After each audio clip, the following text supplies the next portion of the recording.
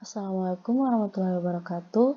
Saya Utami Indah Baderan dari kelas C D3 Farmasi 2018 akan menjelaskan materi kimia analisis tentang titrasi asam basa.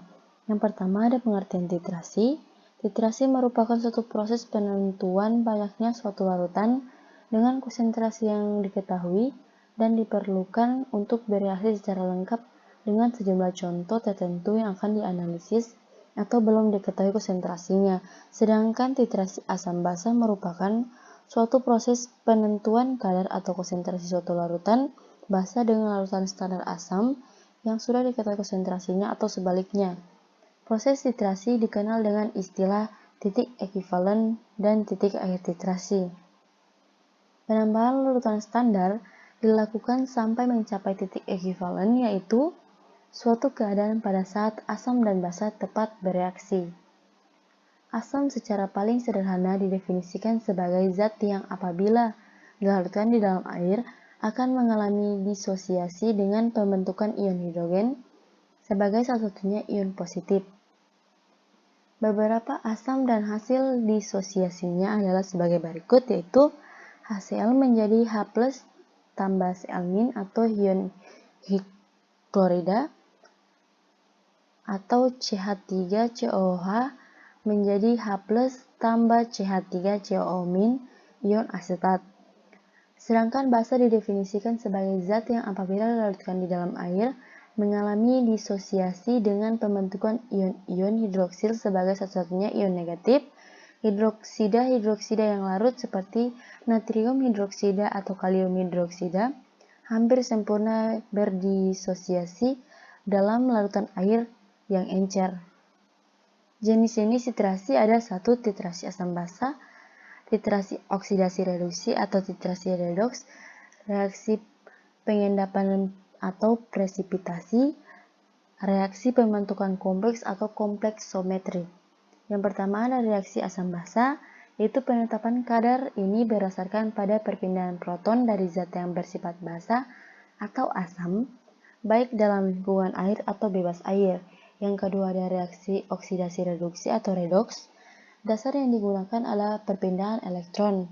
Penetapan kadar senyawa berdasarkan ini digunakan secara luas seperti sterimetri, iodo-iodimetri, iodametri, serta bromatometri.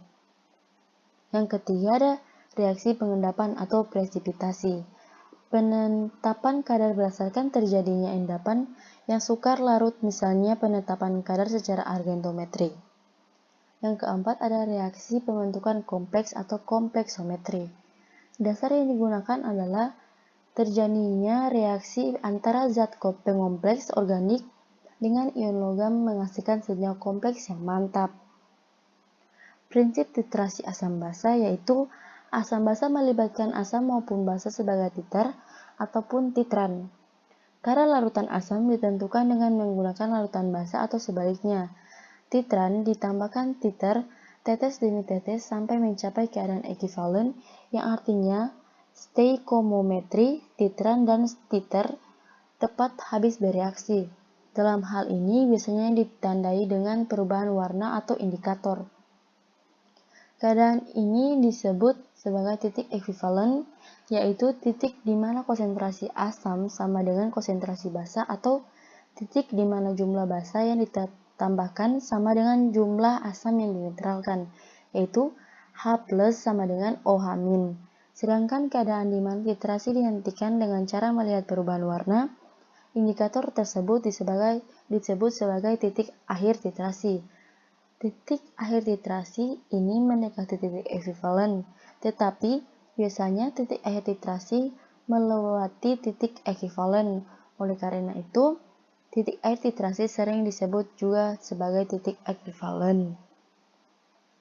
Cara menentukan titik ekivalen ada dua, yaitu yang pertama memakai pH meter untuk memonitor perubahan pH selama titrasi dilakukan. Kemudian membuat plot antara pH dengan volume titran untuk memperoleh kurva titrasi. Titik tengah dari kurva titrasi tersebut adalah titik ekivalen. Yang kedua, pemakaian indikator asam basa. Indikator ditambahkan pada titran sebelum proses titrasi dilakukan. Indikator ini akan berubah warna ketika titik ekuivalen terjadi. Pada saat inilah titrasi kita terhenti. Contoh soal, sebanyak 20 mil asam sulfat dititrasi dengan NaOH 0,1 m dan ternyata pada akhir titrasi diperbolehkan volume NaOH sebesar 20 mil. Molaritas asam sulfat adalah diketahui asam sulfat H2SO4 Fa atau volume asam yaitu 20 mil, Mb atau molaritas basa yaitu 0,1 m, Vb yaitu volume basa yaitu 20 mil. Ditanyakan Ma. Jawaban Mb kali Vc kali A sama dengan Mb dikali Vb kali B. Ma dikali 20 mil dikali 2 sama dengan 0,1 m dikalikan 20 mil dikali 1. Ma sama dengan 0,1 m dibahagi 2 menghasilkan Ma sama dengan 0,05 M. Sekian presentasi dari saya. Bila ada salah-salah kata mohon dimaafkan. Wassalamualaikum warahmatullahi wabarakatuh.